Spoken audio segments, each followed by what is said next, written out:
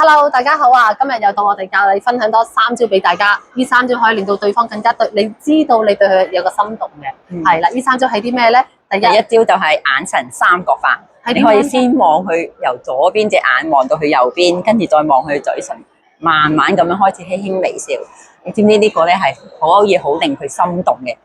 第二招就係呢個鏡像嘅，用一個反影嘅鏡像嘅方法去令到對方知道你係對佢有一個意思嘅，係點樣咧？譬如好似佢飲緊杯水嘅時候，你亦都仲同佢做一個同樣嘅動作，而令到好似亦都飲住杯水咁樣同佢一樣，亦都發出嗰個微笑，令到對方知道你對佢係有意思嘅。而第3種就係令到身體接觸，係啦，你可以刻意無意之間咧同佢有少少挨近嘅，掂下手臂啊，或者掂下膊頭咧，令佢又望下佢喎。係啊，有啲親切嘅接觸咧，都令佢好心動嘅喎。咁我哋今日分享呢3招俾大家啦，咁大家記住有啲咩留言俾我，亦都繼續關注我哋啦。OK。